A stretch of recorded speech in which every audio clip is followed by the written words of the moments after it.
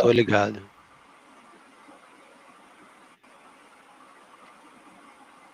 Olá, muito boa tarde a todos. Sejam bem-vindos mais uma vez, André Elquinde, Marcelo Gleiser.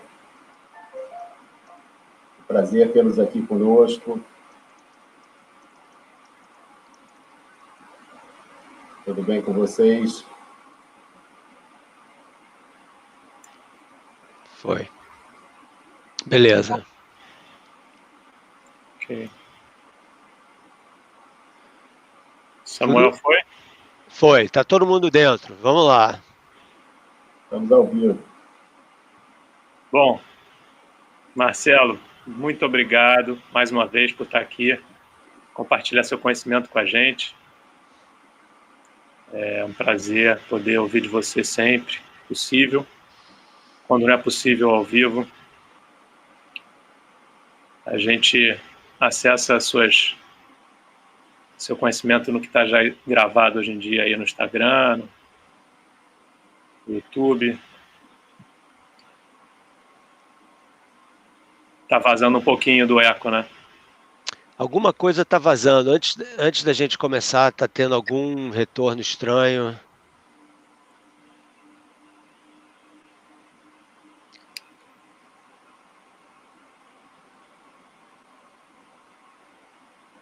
Então, pessoal, a gente só está acertando um delay a parte e um técnica.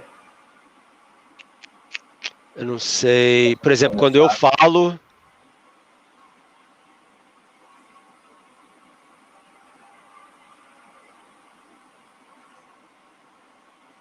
As pessoas estão recebendo... parece que estão ouvindo bem. Pessoal, está ouvindo bem. Vocês puderem comentar se estão ouvindo bem. Samuel, consegue monitorar isso? Aqui está tudo bem. Eu estou ouvindo bem vocês. Está todo mundo ouvindo. Estão ouvindo perfeito. Pessoal do YouTube, pô, explodiu tudo bem. O pessoal está respondendo que está tudo ótimo aqui. Maravilha. Obrigado, pessoal, pelo retorno. Então vamos fazer o seguinte, para a gente se organizar em termos de conversa, quando a gente falar, esperar o outro responder, dar uns... Tá bom. Perfeito. Tem um delay, a gente está usando os dois canais, né, o YouTube e o Instagram, então tem um delay de um para o outro. Beleza.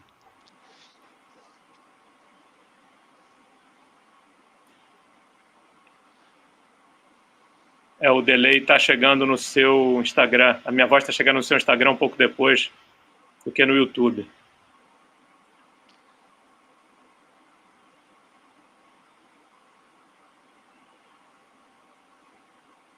Será que agora melhora?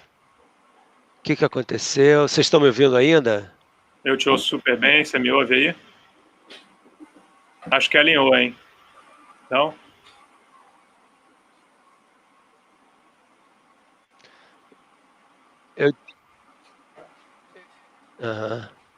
Beleza. Eu escuto você uns 5 segundos depois que você fala, mas tudo bem. É um problema da relatividade do tempo. Será mesmo que o tempo existe? Será que essa é a prova final? Exatamente. Então vamos lá.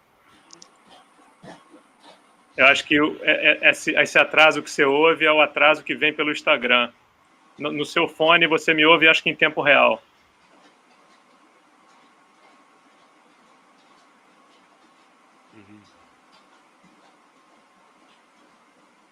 Ok. Eu me ouço um pouquinho aí no teu lado. Não sei como é que o Samuel está ouvindo lá, Samuel, como espectador aí. Eu estou ouvindo super bem vocês. Então vamos em frente. Vamos lá. Mais uma vez, sejam muito bem-vindos, Marcelo e André.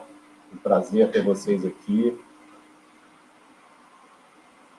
Para a continuação da nossa live, né, da semana passada, com perguntas e respostas. Então, o André deu uma organizada nas perguntas hoje, para fazer para o Marcelo.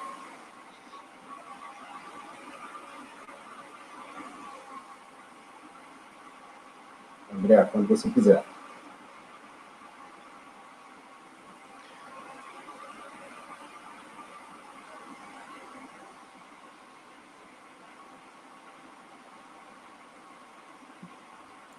Ok, Samuel? Podemos começar? Podemos. Ok. Bom, gente, quem está no Instagram, eu sugiro que, se for possível, venha para o YouTube, tá? Eu fixei um comentário e o link está na minha bio aí, ok? Então, se vocês entrarem na minha bio, vocês vão ver o link do Linktree. Clicando nesse link, você vai ver o primeiro link lá em cima, o link da live. Ou o segundo, primeiro ou segundo link.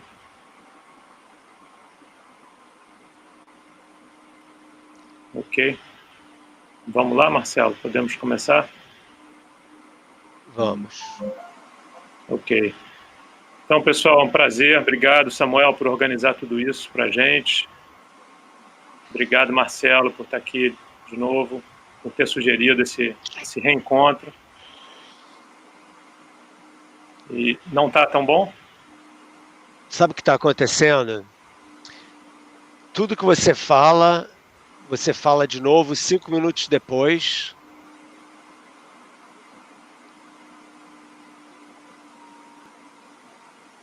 Gente, eu sugiro que a gente 5 segundos. Eu acho melhor sair do Instagram, sabia? Pessoal do Instagram, vai para o YouTube. Ou para o canal do André, ou para o meu canal. É isso. Deixa eu... vou colocar o link aqui, direto. Tá bom? Aí a gente conversa um pouquinho e o pessoal fica esperando. Eu vou só verificar aqui o link. Eu vou sair fora do Instagram, tá bom? Posso? Tá, pode. Eu vou... Você me ouve bem agora, Marcelo? Vamos ver.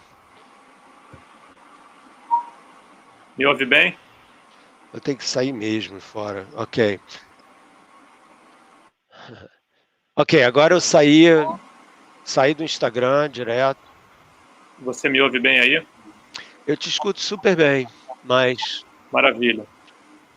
Eu vou deixar o meu Instagram ligado aqui um minuto e vou avisar que a gente está aqui. Cara, eu vou fazer mais uma modificação, pessoal.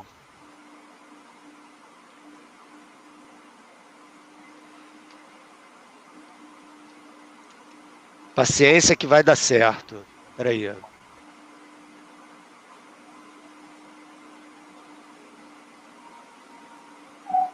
Pessoal, a gente está tentando aqui fazer a melhor configuração para que todos possam assistir. Marcelo já vai voltar.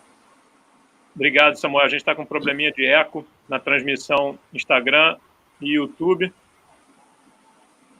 Em breve, a gente espera e acredita que o Instagram vai proporcionar esse tipo de encontro em uma plataforma só. Que a gente possa fazer uma transmissão só por todas as plataformas. Exato. Mas, por enquanto, isso ainda não é possível pelo Instagram. Então, a gente fica com uma dualidade aí no áudio e no vídeo, e, às vezes, o eco passa de um lado para o outro. Samuel, eu deixei ligado aqui no Instagram com um aviso para as pessoas migrarem para o YouTube, explicando que o link está na minha bio. Tá bom. Então está aberto aqui por enquanto, só para vocês que estão entrando aí, pessoal, todo mundo que está entrando aí no Instagram, por favor, venham para o YouTube, o link está na minha bio. Basta acessar meu nome lá em cima, no canto superior esquerdo da tela.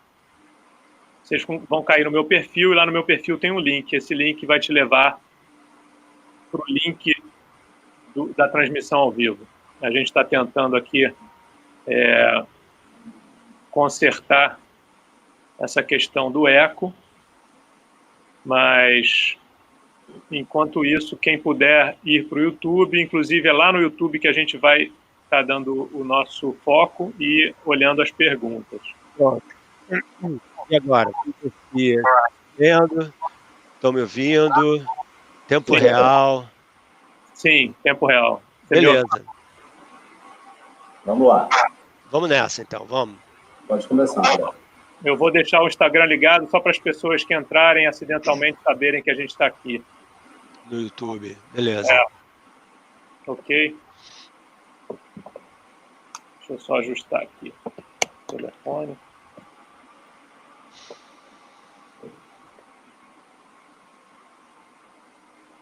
Ok, agora eu vejo os comments aí também. Maravilha. Ok. Pronto. Então vamos. Vamos lá. Oficialmente. Marcelo, de novo, super obrigado por estar aqui mais uma vez, por dar sequência àquele papo que eu achei muito interessante, a sua postura de abertura para o conhecimento que vai além da ciência. E a partir de muito conhecimento que você tem da ciência, da física, né, da astronomia, enfim, de todos os seus estudos. Parabéns, como eu já te falei antes, pelo instituto que você fundou na Dartmouth, né? Institute for Cross-Disciplinary Engagement. Isso. Se traduziria como um instituto para o engajamento multidisciplinar. Isso. Exatamente. Recomendo, quem puder dar uma olhada. O acrônimo é ICE. Gelo. Né? Gelo. Na Dartmouth College. ICE. Um trabalho muito bacana. Várias palestras já estão postadas lá. Recomendo. E grato ao Samuel, ao Atmazen e a equipe toda por proporcionar essa transmissão ao vivo no meu canal, no canal do Marcelo, no canal do próprio Atmazen, para que a gente continue explorando publicamente, com abertura, esse anseio que a humanidade tem pelo conhecimento, pela verdade, né? E antes da gente entrar no assunto, eu quero informar vocês que eu vou fazer algumas perguntinhas, depois eu vou ler algumas perguntinhas que eu já recebi a partir do formulário que eu publiquei, e depois a gente vai tentar selecionar algumas perguntinhas que estão vindo do canal via YouTube. Ok? E quero propor a todo mundo para a gente, mais uma vez, fechar os olhos um pouquinho, silenciar. Pode ser, gente? Marcelo, pode ser? Samuel? Sim, vamos lá. Vamos lá. Vamos silenciar um pouquinho. Respira fundo. Respira, deixa o ar sair. O objetivo desse momento é a gente observar, perceber onde está a nossa mente, nossos pensamentos, como o nosso corpo está respondendo a esse momento.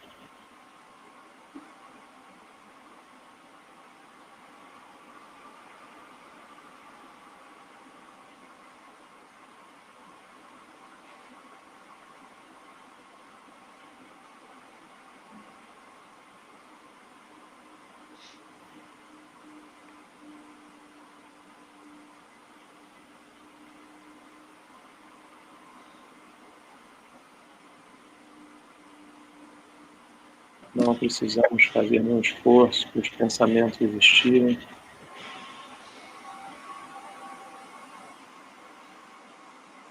Precisamos fazer absolutamente nada. A gente respirar simplesmente acontece de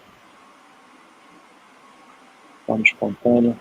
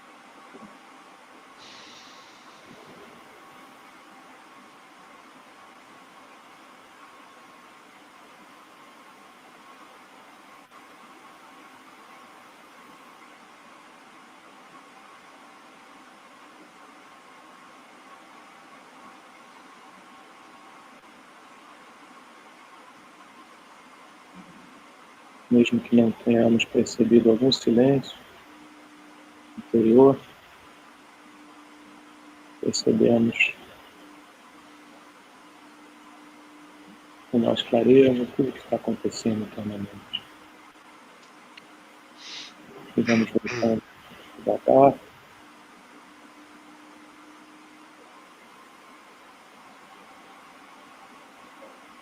Ok. Obrigado, Marcelo. Obrigado, Samuel. Marcelo, dando continuidade, eu quero pontuar que eu estou iniciando esse projeto com você, é um grande prazer. Projeto Líderes Conscientes, que tem por objetivo trazer reflexões relacionadas à expansão do conhecimento, do autoconhecimento. E eu acho que nosso primeiro encontro mostrou que isso é viável, que as pessoas possam refletir mais sobre a vida, e não só objetivamente, mas também subjetivamente. Eu vou fazer algumas perguntinhas para o Marcelo, depois eu vou trazer umas perguntas que eu recebi via formulário, e depois a gente vai, a equipe vai estar selecionando algumas perguntas que estão surgindo aí de você. Marcelo, você acredita que exista uma consciência que transcenda a nossa fisiologia, o nosso cérebro? Ou seja, se a gente pensar em um rádio, por exemplo, né, como um aparelho que recebe informações que vêm através de ondas eletromagnéticas, né, e ali entrega ali naquele ambiente específico diferentes informações, diferentes frequências, né? Será que a gente não devia estudar partindo de uma premissa que existe algo além do nosso corpo físico? Você acredita que existe essa consciência que transcenda isso? Eu não sei como responder essa pergunta, mas eu tenho uma coisa interessante a dizer, que é a seguinte, que essa ideia de uma consciência como sendo uma coisa primária no universo, no cosmos, da mesma forma que existe matéria e energia, você ter a existência dessa consciência, isso daí é uma coisa chamada panpsiquismo. Panpsiquismo. E pan, de tudo, né? Panpsiquismo, né? O psiquismo da natureza. Então, a ideia é a seguinte, a ideia é de que a ideia, tá tendo uns sons estranhos aí, mas a ideia é que talvez seja a consciência cósmica tentando conversar com a gente. De qualquer forma, tem muita gente muito séria pensando justamente nessa ideia, que um dos grandes desafios da ciência moderna é entender a natureza do consciente humano. Né? Por que você é você e eu sou eu? Essencialmente, a gente tem um cérebro muito parecido, né? Quer dizer, feito dos neurônios, com as sinapses e tal, mas, eventualmente, quando você acordar amanhã, você vai continuar sendo você, e eu vou acordar amanhã, eu vou continuar sendo eu, né? E como é que esses sistemas se organizam dessa forma, né? Então, a percepção do eu e a percepção do que significa a subjetividade de cada um é uma questão que continua em aberto na ciência, né? Por que eu vejo o vermelho de uma forma e você vê o vermelho de uma outra forma? Né? Existe o fato da gente ver o vermelho e o outro fato é como a gente reage à cor vermelha, que é uma coisa mais subjetiva, mais individual.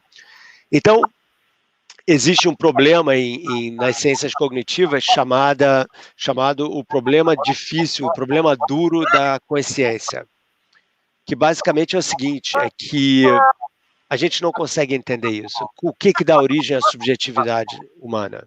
Né? E o panpsiquismo é uma espécie de tentativa de solucionar esse dilema, dizendo que a consciência ela não emerge do cérebro, mas ela é parte integrante do universo.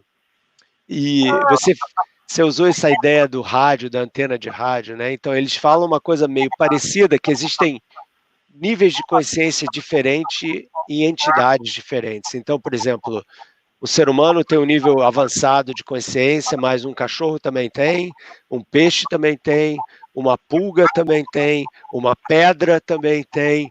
Tudo que de alguma forma está ligado e que responde ao meio ambiente Uma pedra, quando o sol bate, esquenta, obviamente não tem nada a ver com a pedra decidindo esquentar, tem a ver com a vibração dos átomos na pedra e tal, por causa do calor, mas a ideia desse pessoal é que o panpsiquismo pode, em princípio, adicionar uma dimensão nova a essa conversa, entendeu? Que é a conversa com que você falou. Será que existe alguma forma de consciência no universo, né?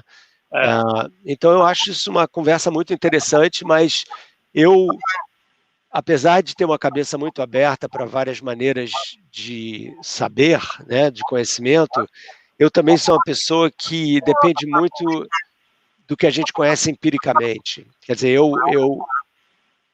eu crio uma percepção do real baseado no que eu percebo do real.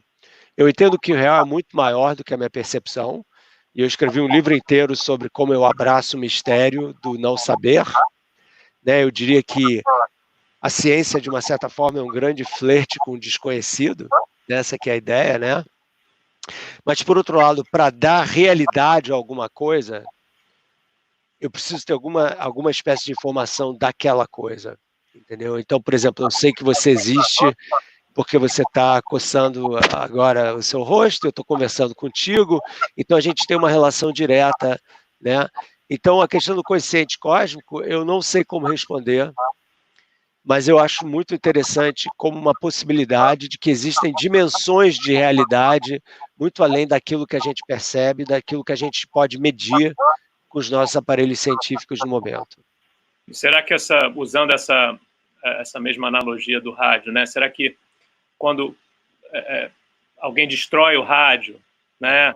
O rádio quebra, ele não recebe mais aquela informação, mas aquela informação ainda existe, né? Será que a gente não consegue desvendar isso, ou não conseguiu ainda de uma forma empírica, porque a gente é o rádio, porque a gente está olhando o rádio, olhando só para o quarto onde ele está e para si, e não olhando para si enquanto matéria, né? Para si enquanto físico, mas não olhando para o que está por trás daquele aparelho, né? Ou desse aparelho físico, né? Será que essa é a questão da gente não... Ou até não conseguir, a ciência talvez não poder, como você falou, não ter instrumentos para isso hoje? Pois é, aí é que a questão fica mais complicada, né? Porque daí a gente tem que dizer o seguinte, bom, a ciência não é tudo, muito pelo contrário. A ciência, ela descreve parte da realidade, né? Da realidade, qual a realidade que a ciência descreve? A realidade que a gente pode medir, que a gente pode perceber diretamente. Objetivamente. Então, objetivamente. Então, por exemplo, eu faço uma asserção do tipo, a galáxia Andrômeda, que é a nossa galáxia vizinha, está a 2 milhões de anos-luz de distância. Como é que vocês sabem isso? Pô, a gente sabe isso porque a gente pega a luz da galáxia Andrômeda, a gente analisa e a gente pode entender o que está acontecendo e por que ela está demorando tanto para chegar aqui. A gente pode medir a distância até essa galáxia, usando métodos que não interessam nessa conversa. Mas a gente também pode dizer, e essa galáxia está andando na nossa direção, e daqui a 500 milhões de anos vai haver uma colisão entre duas galáxias, Andrômeda e a Via Láctea, que é a nossa. Como que a gente sabe isso? A gente sabe isso porque a gente estuda a luz que está vindo.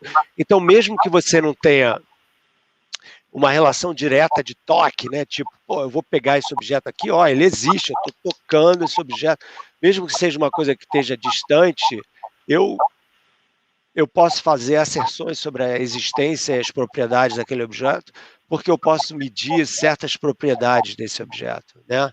Então, essa é a conversa da ciência, entendeu? A ciência é isso, né? E a gente está sempre estendendo o domínio dessa conversa, porque a gente está sempre ampliando o alcance e a abrangência dos fenômenos que os nossos instrumentos podem atingir, vamos dizer assim, né? Agora, existem outras coisas que a gente não conhece. Então, a questão fica muito mais sutil e mais interessante, de uma certa forma. Por quê? Você fala, Mas o que a gente não pode medir?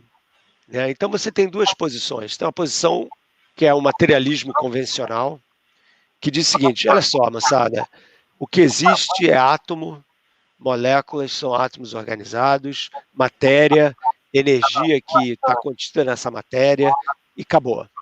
Não tem conversa, entendeu? Então, se existir alguma outra coisa, ela não pertence a essa conversa do materialismo. E se eu sou um materialista convicto, eu só converso dessa forma e ponto final. Então, o que é espírito? Consciência? Consciência não. O que é espírito? Alma? Reencarnação? Esse tipo de conversa, que é uma conversa que eu sei que muita gente tem, eu já tive essa conversa, eu tenho essa conversa com muita gente, é uma conversa que um cientista não tem nada a dizer cientificamente. Ponto final. Entendeu? Por quê? Porque, como eu estava falando antes, como você baseia as suas conversas científicas no que você pode medir, quando você fala numa coisa chamada espírito e você determina ou acredita que essa coisa é imaterial, e você imediatamente sai da esfera de atuação da ciência, entendeu? Porque a ciência não tem como medir ou falar de coisas que não são materiais, entendeu? Então, e o problema que o materialista ia colocar, e eu já vou falar qual é a minha posição daqui a pouquinho com relação a isso, mas eu estou só explicando como que um cientista mais, vamos dizer assim, normal, canônico, lida com esse tipo de coisa. Fala, cara, se espírito não é matéria, eu não tenho nada para dizer.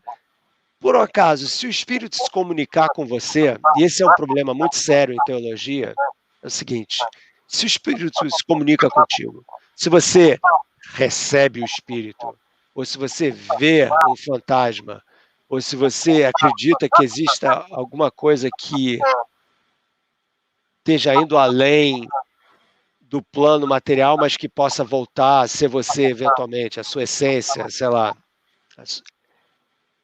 Como que uma coisa que é imaterial afeta aquilo que é material sem uma troca de energia que eu não posso medir? Esse é o problema, entendeu? Porque quando eu falo, caramba, eu vi um fantasma, estava fazendo a barba hoje de manhã, eu vi um fantasma no espelho, era o meu pai. Então, peraí, se você viu o fantasma, você está trocando ondas eletromagnéticas, isso é um fenômeno natural, não é um fenômeno sobrenatural. Então, a partir do momento em que aquela assombração, aquele espírito reage no mundo material, ele passa a fazer parte da nossa realidade. E se ele faz parte da nossa realidade, ele não é mais imaterial e a gente tem que tentar entender ele de uma forma científica. Esse é que é o problema dessa conversa, entendeu? Em termos concretos. Sim, sim.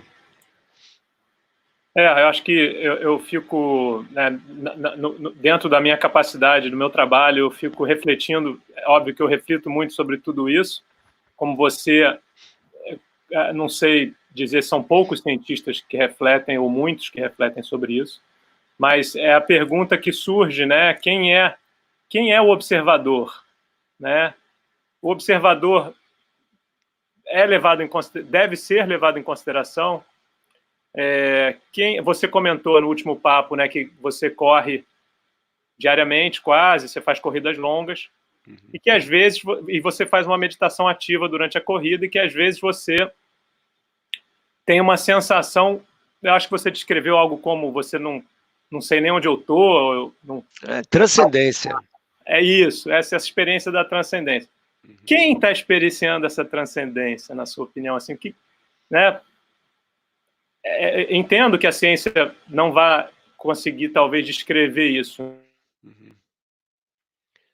Hoje, como você já deve ter visto várias, mais do que eu, provavelmente, que a gente atinge, no momento de transcendência, um estado neurofisiológico diferente, e até fisiológico diferente do que a gente normalmente atinge. Né?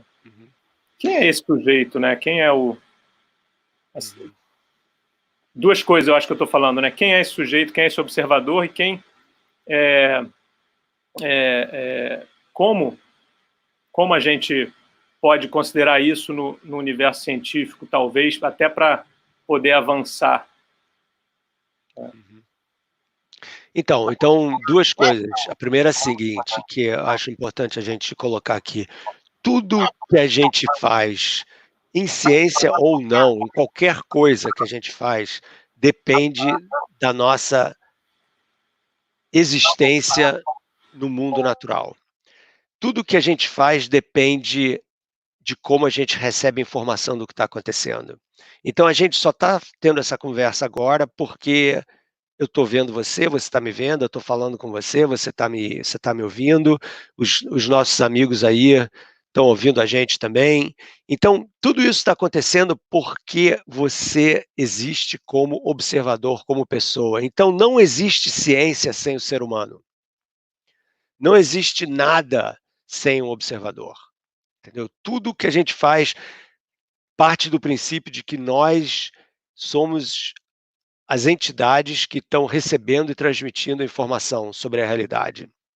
Então, quando você medita e você tenta esvaziar a mente para poder atingir um estado de transcendência, de alguma forma, em que você não é mais uma entidade, mas você meio que se dissolve numa realidade muito maior do que essa que está em volta da gente aqui, o que você está tentando, de uma certa forma, fazer é justamente alcançar esse nível de transcendência que é uma dissociação da pessoa para atingir uma coisa muito maior do que a gente, né? Então, o que me interessa nessa conversa toda não é tanto o que a ciência tem a dizer sobre, ou se a ciência pode justificar isso, ou se a ciência pode explicar isso. Isso, para mim, é menos interessante do que o fato de que nós, seres humanos, todos, de alguma forma ou de outra, precisamos desses momentos de transcendência. Que a gente tem uma necessidade profunda, visceral, da gente meio que se esvaziar de alguma forma, da gente entender que existem coisas que são muito maiores do que a nossa percepção do mundo, muito maiores do que a nossa percepção da realidade, e a gente tem uma atração profunda por elas, entendeu? E que existem vários métodos diferentes para a gente chegar a esse esvaziamento do ego e essa aproximação com uma transcendência para uma coisa que é muito maior do que o único, né? Então você pode fazer meditação, você pode fazer meditação dinâmica correndo, você pode fazer yoga, você pode tocar um instrumento, você pode tomar drogas, né? O pessoal que toma ayahuasca e que toma outras drogas está tentando justamente uma certa conexão com essa realidade que é muito maior do que a realidade do nosso dia a dia, né? Ah, e para mim o que é interessante é o que move o espírito humano a buscar por esse tipo de experiência. E nesse momento, então, por exemplo, quando você faz uma grande descoberta científica, ou quando você pinta um grande quadro, ou quando você compõe uma grande sinfonia, ou quando você está tocando alguma coisa, existem momentos que você sabe em que você não está só você mais ali. Existe uma coisa muito maior que você meio que vê sem olhar para uma realidade que é muito maior do que a sua, entendeu? E esses momentos são universais e são criados de formas diferentes, e o que é belo nisso tudo é que o ser humano usa essa criatividade toda que a gente tem para poder gerar esses momentos, né? E você faz isso de formas muito diferentes, né? Quer dizer, cada um encontra o seu mecanismo para isso, mas o que é interessante é a nossa necessidade dessa transcendência, que a gente entende visceralmente que existe muito mais coisa lá fora do que a gente pode contemplar ou entender. Muito satisfatório para mim ouvir isso de um grande cientista. Muito bonito. Concordo em gênero, número e grau, acho que você já esperaria por isso, mas eu acho que fico feliz de ouvir isso de você. Marcelo, vou passar aqui para umas perguntas que o pessoal mandou, tá? Falamos um pouquinho aqui eu botei um formulário na internet, o pessoal mandou as perguntas, a gente selecionou poucas, tá, gente? Não deu para selecionar tudo, mas uma delas diz que você falou na experiência da presença, em algum momento, em alguma entrevista sua, sobre não existir esse momento da presença a nível físico. Isso dependeria também do que a gente considera como observador? Eu não sei se a pergunta, talvez a pergunta esteja lidando com o que a gente chama de o momento presente, né? Isso. Se você está pensando na passagem do tempo, né? Você tem um passado, um presente e um futuro, né? E essa sensação de presente, né? Pelo que eu entendi da pergunta também. Essa sensação de presente, né? Então, isso é muito interessante, uma conversa muito legal, e no meu livro A Ilha do Conhecimento tem um capítulo que se chama Não Existe o Momento Presente. O presente momento não existe. É tipo, por quê? Tem uma maneira óbvia de falar isso, né? Quando eu falo, ó, o presente, que presente? Já está no passado, né? Quer dizer, qual é a duração do presente, né? Quanto tempo esse presente dura? Então, matematicamente, quando a gente olha para essa questão, você fala o tempo, né, vai passando, vai passando, vai passando. Você fala o presente é aquele momento que tem duração zero, porque é um ponto numa linha, né, e um ponto numa linha não tem dimensão, não tem volume. Então, o presente, matematicamente, é um ponto, é um intervalo de duração zero, né? Então, existe o presente aonde? O presente existe na nossa cabeça. Ele é uma fabricação cognitiva da nossa cabeça, e até já fizeram experimentos que dizem que essa percepção do que a gente chama de presente tem uma duração de alguns segundos, em torno de 3 segundos, mais ou menos. Esse é o momento, eu estou aqui, pá, já passou, aquela frase já foi embora, e existe antecipação do futuro na nossa frente, né? E o que é engraçado disso é que você começa a aplicar os princípios da física, essa questão, você fica meio louco, porque vamos dizer que você está conversando com uma pessoa na tua frente, vamos dizer que você estivesse aqui do meu lado, eu estou aqui, entendeu? E aí, André, como é que é, não sei o que e tal. Você está me vendo, né? A gente está pertinho, 1 metro de distância, né? E tal. Bom, 2 metros agora, né? Que é o distanciamento correto. Então, você está me vendo a 1 bilionésimo de segundo no passado. Quando você está conversando com um cara na tua frente, você não está vendo o cara agora. Você está vendo o cara algumas frações de segundo no passado. Por quê? Porque para você ver alguém, a luz tem que bater naquela pessoa, refletir naquela pessoa e viajar até os seus olhos. A luz é muito rápida, 300 mil quilômetros por segundo. Mas mesmo com essa velocidade toda, né, você pisca o olho, a luz dá 7 voltas e meia em torno da Terra, né, uma analogia que eu sempre uso, imagina isso. Mas mesmo com essa velocidade toda, demora um certo tempo para a luz chegar até a pessoa na minha frente. Por exemplo, vocês estão me vendo aí porque a tela do meu laptop está me captando. Esse Marcelo aí é o Marcelo de 1 bilionésimo de segundo atrás. Entendeu? Então o presente não existe, você nunca vê nada no presente. E quanto mais distante o objeto for, mais no passado ele vai ficando, certo? Então, por exemplo, quando eu olho para o Sol, não olhem para o Sol diretamente, mas quando eu olho para o Sol, você está vendo o Sol 8 minutos atrás, porque a luz demorou 8 minutos para chegar até a gente. Então você não está olhando para o Sol, você está olhando para a luz que veio do Sol e está batendo no teu olho. Entendeu? Então, quando você começa a pensar nisso, a realidade passa a ficar meio fluida, entendeu? Foi uma coisa assim, não muito bem definida. Então, a nossa percepção de tempo passa a ser uma coisa muito mais interessante do que a gente, em geral, pensa nele.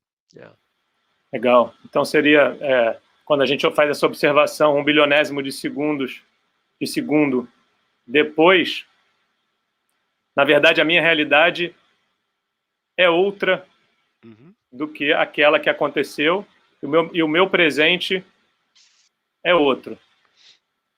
Certo? Exatamente. Tá tudo sempre, tudo está em fluxo, sempre. Entendeu? Interessante. Então, a gente poderia refletir sobre o fato da gente talvez ter esse contínuo do presente. Uhum. Né? Na verdade, a ciência consegue mensurar tudo isso que você falou, né? Uhum. De que o Sol está brilhando ali, a gente olha, mas aquela luz, né? Uma estrela também, né? Como o Sol, essa luz demora para chegar e a gente observa momentos depois do acontecimento, né? Como um delay, né? Como a gente estava aqui antes no início. Batalhando com o nosso delay, exatamente. Tipo o nosso delay. Então, na realidade, de cada observador é inevitavelmente em outro momento. Exatamente. Então, por isso que a gente, com certeza. Então, mesmo quando você está andando com uma pessoa do seu lado na rua, porque vocês não estão ocupando exatamente o mesmo lugar no espaço, vocês estão vendo uma realidade ligeiramente diferente, entendeu? Então, o que a gente faz? A gente cria mecanismos para sincronizar relógios, para determinar, vai ser 3 horas, 3h30 vai ter a conversa live. Então, esse é um mecanismo externo à nossa percepção do tempo. A gente tem um relógio, uma máquina que permite que a gente possa fazer isso, né? Mas esses 3h30 aí é uma coisa que é inexistente, que é uma, vamos dizer assim, é uma maneira da gente criar um critério de sincronização que realmente não existe. É totalmente uma convenção. Que veio a partir da natureza também, né? Quando o sol está lá naquele lugar, que você, mais ou menos naquela região, o sol está a pino, né? É meio-dia, criou-se essa convenção desse momento, né? De acordo com esses movimentos da natureza, né? Quer dizer, nesse caso, hoje a gente sabe que o movimento é da Terra. Exatamente.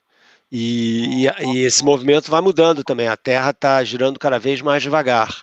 Então, os dias não estão ficando... Todo mundo fala, pô, o tempo está desaparecendo, tudo... Né, tal. Não, na verdade, os dias estão ficando mais longos. Só que essa mudança é totalmente imperceptível dentro da nossa 70, 100 anos de vida aqui, entendeu?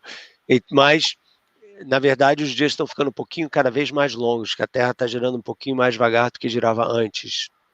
E isso tem a ver com a Lua, a nossa interação com a Lua gravitacional. Então, é tudo uma grande convenção, como você falou aí, entendeu? Para a gente poder se organizar, para a gente poder chegar a certos critérios de comportamento e tal. Onde você está? Olha no GPS, mas a convenção de que o dia tem 24 horas, um pouquinho menos, mas você podia dizer que não, cara, tem 12, ou tem 5, depende de como você divide isso, ou não tem horas, só tem minutos, entendeu? Isso tudo é uma grande invenção para a gente poder ter essa maneira da gente se organizar com relação à passagem do tempo. Legal. Bom, vou pegar mais uma pergunta aqui do que chegaram pelos formulários, depois a gente vai para as perguntas que a equipe está selecionando. Marcelo, na prática, como a física quântica pode interferir na nossa vida e no nosso conhecimento? Bom, de uma certa forma, a física quântica tem várias maneiras de pensar sobre o assunto. Como nós todos somos feitos de átomos, né? E os átomos são regidos pelas leis da física quântica, então, a um nível muito pequenininho, de distâncias muito pequenas, a física quântica meio que determina as nossas células, etc., né? Então, existem vários processos que são de natureza quântica que estão ocorrendo no nosso corpo, nos nossos cérebros. Quando você tem um neurotransmissor, uma dopamina que vai passar por uma sinapse no cérebro, mesmo que seja uma molécula muito grande, quando ela passa pela sinapse, ela pode ter uma difração quântica. Então, existem certos fenômenos que são relativamente ligados à física quântica, mas em termos mais práticos, a física quântica, eu acho que até mencionei isso na semana passada, que a física quântica tem muito pouco a dizer sobre comportamentos macroscópicos, porque quando você começa a tratar de objetos muito grandes, os efeitos quânticos eles passam a ser cada vez menos importantes. Eu mencionei isso na semana passada. Sim. Então, é a diferença de... Eu vou ver um efeito quântico num elétron, mas eu vou ver um efeito quântico absolutamente desprezível numa bola de futebol. Entendeu? Então, eu acho que os efeitos são muito pequenos nesse sentido. né? A nível prático? Ao nível prático, ao nível de funcionamento fisiológico, ao nível de nossa relação com a realidade, eu acho que muito pouca coisa quântica pode ser dita a respeito. Tá. Então, acho que, como a pergunta foi rápida, tem tempo aqui para mais uma. Gostaria de saber o real significado do campo geomagnético da Terra e como, se uma meditação em massa, como ocorreu de 4 para 5 de abril, realmente seria capaz de elevar e ampliar o alcance desse campo. Bom, o campo geomagnético da Terra simplesmente é o seguinte, é que o centro da Terra é feito de uma grande bola de ferro e de níquel, girando a altíssimas temperaturas, então é uma bola líquida e tal, e quando você tem metais girando a altíssimas temperaturas, os elétrons eles são liberados e aí você tem uma magnetização daquele metal, e essencialmente é isso que gera o campo magnético da Terra. A Terra é um grande ímã, né, com um polo sul e um polo norte magnético, quase alinhados com o polo geográfico, mas não exatamente, né? Então você tem o magnetismo terrestre natural. E existem vários animais, parece que os pombos e vários outros pássaros tal, que orientam os seus voos de acordo com esse campo magnético, né? Então eles têm no cérebro deles uma espécie de sensor, uma coisa meio cibernética, entendeu? De você ter um sensor que mais ou menos sabe a orientação do campo, uma bússola interna, vamos dizer assim, né? E existe um monte de gente aí nos movimentos mais, vamos dizer assim, tecnológicos com relação à emancipação da humanidade de uma forma, eu mencionei cibernética, em termos cibernéticos e tal, ciborgues, na verdade, mais do que cibernética, que usam esse tipo de ideia também. Quanto à questão da meditação, não tenho a menor ideia de como responder isso. Eu não sei se a meditação tem alguma coisa a ver com magnetismo, talvez o André saiba mais sobre isso do que eu. Existem alguns estudos que mostram uma mudança de frequência, né, na gente, quando a gente faz meditação. Né? A frequência do coração e o eletroencefalograma mostra uma mudança de frequência de ondas cerebrais. Eu acredito que seja possível, mas se é mensurável ou não, né? Quando aconteceu essa grande meditação, curiosamente, exatamente há um mês atrás, hoje é dia 4, foi dia 4 à noite, eu ouvi algumas pessoas, recebi algumas informações dizendo que esse campo teria sido mensurado e teria havido uma mudança, né, nessa frequência. Mas é possível mensurar esse campo? O magnetismo humano? O magnetismo... Eu acho que da Terra. O magnetismo da Terra, com certeza, o magnetismo do humano afetando o magnetismo terrestre, eu não sei dizer. Eu acho que ele é muito pequenininho, o magnetismo humano, mas realmente não é a minha especialidade. Né? Então, parece que houve uma mensuração do magnetismo da Terra nesse momento, né? Que milhares de pessoas pararam para fazer uma meditação. Eu vou poder depois disponibilizar isso aí no meu Instagram. Isso é o tipo da coisa que tem que ver quem fez a medida, como foi feita a medida, se realmente é uma fonte concreta ou se é um... Fake news. Fake news, exatamente. Fundamental. Samuel, se você tiver selecionado as perguntas, pode colocar na tela para o Marcelo, por favor? As perguntas de quem está assistindo.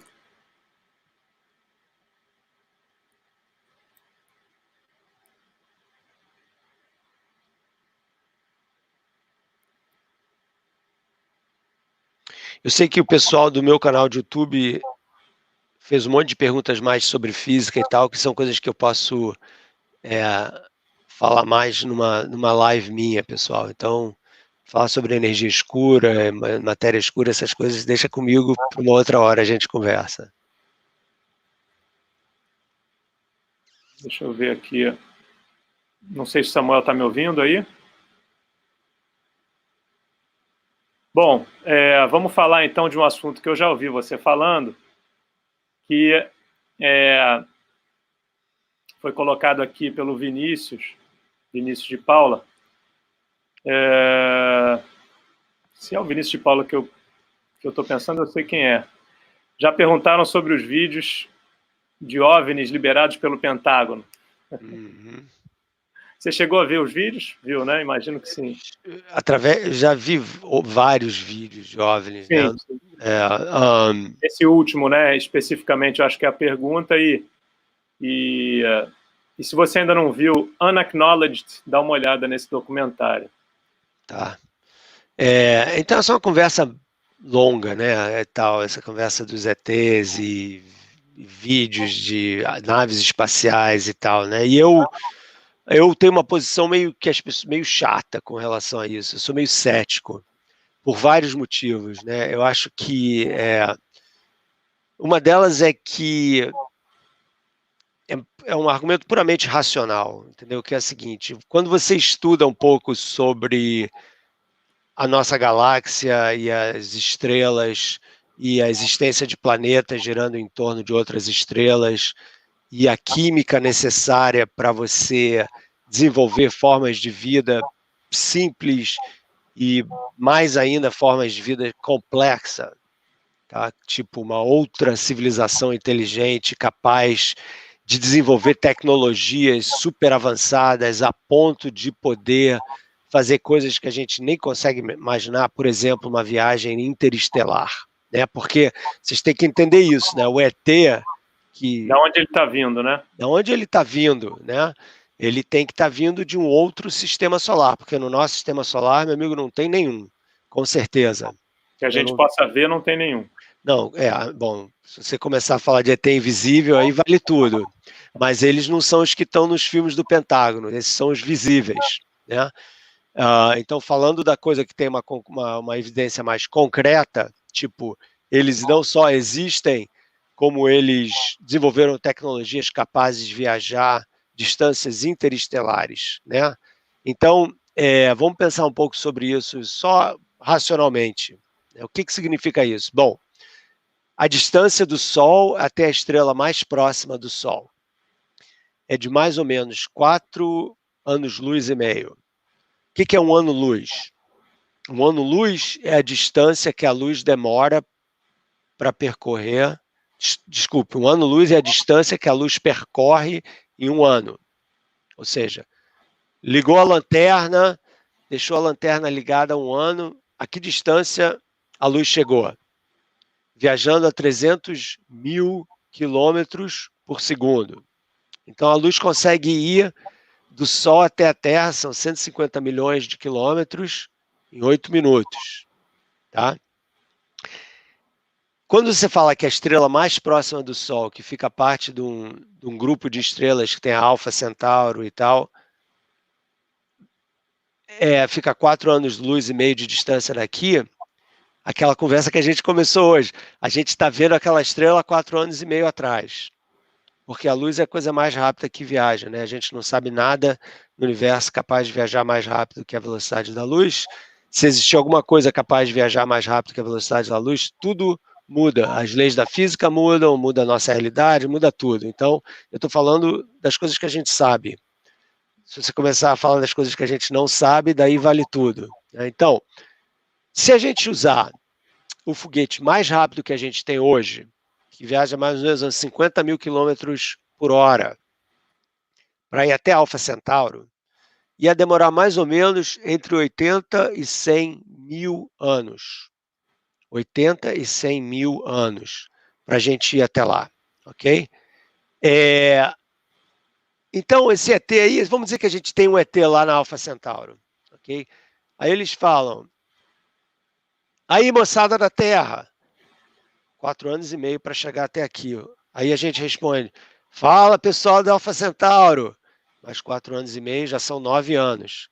Então, isso viajando na velocidade da luz, um sinal demora 4 anos e meio. Então, se esses caras desenvolveram uma tecnologia capaz de percorrer distâncias interestelares Por quê? 4 anos e meio é que está do nosso lado, mas você tem estrela 50, 100, 1000, 50 mil anos-luz de distância da gente, né? Eles desenvolveram essa tecnologia toda para chegarem aqui e fazerem exatamente o quê? Serem vistos por um caça da Força Aérea Americana ou por um capitão de voo da Varig, da antiga Varig, entendeu? Porque tem os nossos vídeos também, né? Tem os vídeos da FAB. Não é só os Estados Unidos que tem ET, não. Aqui a gente também tem, cara. Na FAB tem um monte desses vídeos também. Então eu me pergunto, qual é o propósito disso? Entendeu? Por que eles vieram até aqui, viajaram um pouquinho pelos céus e meio que sumiram? Aí os caras falam, não, peraí, eles não sumiram. Eles sequestraram algumas pessoas, né? Aquela coisa da abdução por extraterrestres, né? Você foi abduzido. Para fazer o que exatamente? Para estudar o corpo humano. E aí tem milhares e milhares, acho mais de 1 milhão de relatos de abdução no momento, né? E a maioria deles é sempre a mesma história. O cara vai sugado por um raio qualquer, vai para a espaçonave, aí tem uma operação, em geral genital, mas não é uma coisa meio sexualizada ali e tal. Aí depois o cara é devolvido. Então os caras têm uma tecnologia capaz de viajar por distâncias interestelares e precisam sequestrar 1 milhão de pessoas para entender o nosso equipamento reprodutivo. Eu acho isso meio ridículo, sinceramente. Eu acho que se realmente existissem inteligências capazes desse tipo de feito tecnológico, elas teriam um mecanismo muito mais eficiente de mostrar que estariam aqui, que teriam chegado aqui, e com qual o propósito dessa visita. Entendeu? Porque se você tem uma tecnologia desse nível, você nem precisa chegar perto da Terra para estudar tudo aqui. Você pode ver a Terra de longe, cara. Da mesma forma que a gente manda sondas até Marte, entendeu? Que a gente faz isso tudo, a gente não precisa ter uma tecnologia que vá até o planeta, explore, não sei o que e tal. Então eu acho meio inocente esse tipo de questão. Eu acho que por trás disso existe uma coisa muito mais interessante, mais uma vez, né, por trás dessa ansiedade de existência de extraterrestres, existe uma coisa muito mais interessante que é a seguinte, que é a nossa necessidade de acreditar em que existem seres que são ou muito mais sábios do que nós somos, ou evoluídos do que nós somos, para que a gente possa ter um modelo a seguir, vamos dizer assim, né, um novo tipo de Deus, né? Eles devem ter sobrevivido à tecnologia deles, então eles devem ter uma sapiência maior do que a nossa, né? Ou um espelho da nossa destruição, que são os ETs malvados, né? Os que vêm aqui para destruir a gente, tipo Independence Day, etc., né? Guerra dos Mundos e tal, né? Então, de alguma forma, eles são um espelho das nossas ansiedades, tanto para o bem quanto para o mal. E será que eles não poderiam estar vindo visitar para nos ajudar a trazer mais informação? E que informação é essa que eles estão trazendo? Que eu ainda não sei. Pois é. Tem os caras que recebem, né? Os médiums que recebem, mas isso daí, cara, pô, sinceramente... Pô, por que não veio aqui conversar comigo? Eu passei 30 anos da minha vida fazendo pesquisa sobre vida extraterrestre, entre outras coisas. Então eu tenho o maior interesse em comprovar isso, entendeu? Eu estudei isso a minha vida inteira. Então eu sou o último cara que não gostaria de ver um ET, entende? Mas eu também não quero ser enganado. Eu quero ter a certeza da realidade dessas criaturas e não acreditar num sonho. É uma questão importante demais para a gente minimizar ela. Perfeito. Samuel, tem alguma outra pergunta? Pra gente... Mais uma perguntinha para a gente fechar aqui.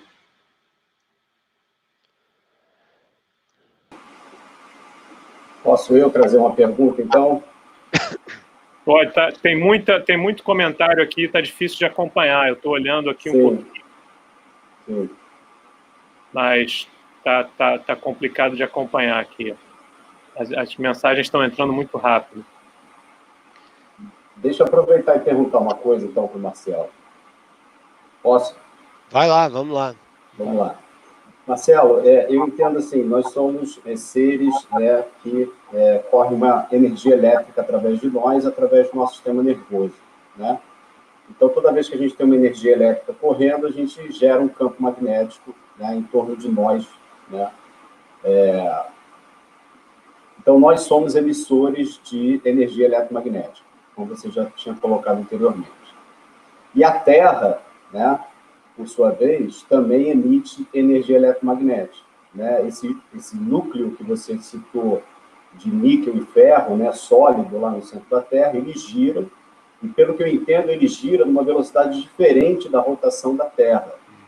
Então, isso cria um efeito de dínamo, o que gera um campo magnético que, pelo que eu li, ele vai a 60 mil quilômetros de altura no espaço, né? Então, somos seres pequenininhos, né, emissores de energia eletromagnética dentro de um grande mar de energia eletromagnética gerado pela Terra. É aquele mesmo paralelo que vocês fizeram, acho que na outra conversa, que o peixe, se você perguntar para o peixe que é água, ele não sabe, né, porque ele vive na água. Então, seríamos nós peixinhos dentro desse grande mar de energia eletromagnética? A verdade, a pergunta é, somos capazes de nos comunicar através do campo magnético da Terra, entre nós, à distância?